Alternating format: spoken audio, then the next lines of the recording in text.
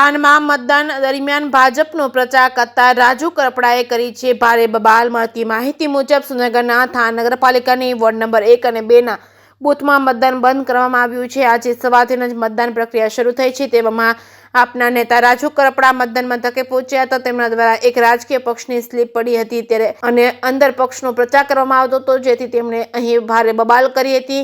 આ અંગે ચૂંટણી વિભાગને ફરિયાદ કરવામાં આવતા ચૂંટણી પંચના અધિકારીઓ દોડી આવ્યા હતા। હોબાળાને પગલે હાલ મતદાન બંધ કરવામાં આવ્યું છે। પ્રિસાઇડિંગ અધિકારીને ફરજ પરથી ઉઠાવી દેવામાં આવ્યા હતા। આ અંગે જાણ કરતા ડીવાયએસપી સહિતના અધિકારીઓ પણ દોડી આવ્યા હતા। ઘટનાને પગલે રાજુ કરપડા બરાબરના ગુસ્સે ભરાયા હતા। તેમણે મતદાન દરમિયાન પક્ષનો પ્રચાર કરવા બદલ અધિકારીઓ પર આક્ષેપ કર્યા હતા અને ત્યારે રાજકીય નેતાઓ પણ મતદાન બંધ અટકાવતા દોડી આવ્યા હતા। પ્રિસાઇડિંગ અધિકારીઓને ફરજ પરથી ઉઠાવી દેવામાં આવ્યા હતા અને ત્યારે મતદાન પ્રચાર કરવો તે કેટલું યોગ્ય છે તે સળસળતો સવાલ થઈ રહ્યો છે। જે ગુજરાતી સાથે મહેશ ઉતરિયા, સુરેન્દ્રનગર।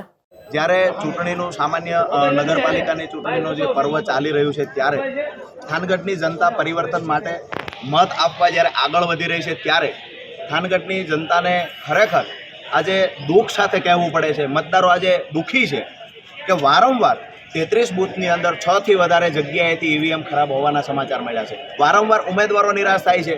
કોઈ જગ્યાએ ઝાડુનું બટન દબાતું નથી, કલાક પછી ખબર પડે કે આ બટન દબાતું નથી, કોઈ જગ્યાએ અધર પાર્ટીનું બટન દબાતું નથી। સીધી વાત એ છે કે ક્યાંક ને ક્યાંક ભાજપ વિરોધી જ્યાં મતદાન થાય એવું છે એવી શાળાઓમાં કેમ કરી અને મતદાન ડિલે કરી શકાય, કેમ કરીને મતદાન ઓછું કરી શકાય, આવા ક્યાંક પ્રયત્નો થતા હોય આવી અહીંયા સ્થાનિક લોકોમાં એક ચર્ચા છે અને અમને પણ શંકા છે। આજની અહીંયા વાત કરીએ તો ખાસ કરી અને જે અધિકારીઓનો જે બિહેવિયર હોવો જોઈએ તો ક્યાંક ને ક્યાંક મતદારો સાથે અથવા તો ચૂંટણીમાં રહેલા જોડાયેલા રાજકીય પાર્ટીના આગેવાનો સાથે અને ક્યાંક ને ક્યાંક પત્રકારો સાથે પણ ખરાબ પ્રકારનું બિહેવિયર અહીંયા અમુક સ્થાનિક અધિકારીઓ કરી રહ્યા છે। ખાસ કરી અને મોબાઈલ લઈને જે અત્યારે થોડી વાર પહેલાં જે પત્રકારો સાથેની જે ઘટના ઘટી છે એને પણ અમે સખત શબ્દોમાં નિંદા કરીએ છીએ।